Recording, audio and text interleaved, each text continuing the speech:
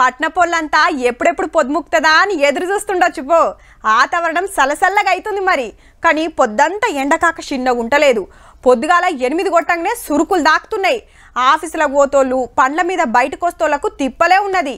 మీదుంగా ఎండకాక అగడుగాలి. ఇక ఇసొంటి టైంలో ప్రయాణాలు చేయాలంటే ఇంకెట్లుంటది? అది సుతా పట్నం రోడ్ల మీద నడిమిట్లా నిమిషం బండాగినా సుక్కలే. గట్లగా వద్దనే ఓ తాన గీ సవలతి వేసిండ్రు. జర్రంత పానం నిమ్మలం కావచ్చు పో. అబ్బా అప్పుడే సిగ్నల్ పడాలనా, జరసేపు ఉంటే ఏమాయే అనుకుంటుండొచ్చురు. పట్నంలా ట్యాంక్ బండ్ హిమాయత్ నగర్ పోయే రూట్లల్లా 2 దిక్కుల సిగ్నల్ కాడ గిట్లా మీదుంగా పరదలు కట్టిండ్రు.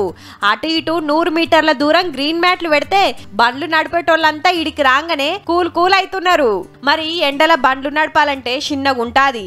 సిగ్నల్ అక్కడ ఆగినప్పుడైతే నెరి, కార్లు ఉన్నోళ్ళు ఏసీ వేసుకున్నా కుత ఉడుకుడే. ఇక బైకుల మీద పోతోళ్ళకైతే సూరన్నొచ్చి నెత్తి మీద కూసున్నట్టే ఉంటది. కొంతన్నా ఫాయిదా అవుతుందని పట్నం మున్సిపాలిటోళ్ళు గిట్లా పరదలు కట్టించిండ్రు.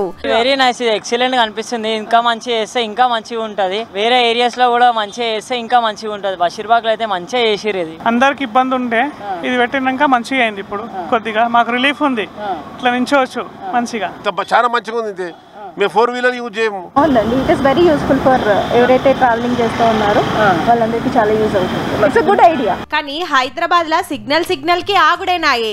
అంతటా పరదలు గట్టుడు అవుతుందా గాని ఈ తొవ్వల ఓతోళ్ళైతే సిగ్నల్ అక్కడ ముత్తమంతసేపు సల్లబడొచ్చు.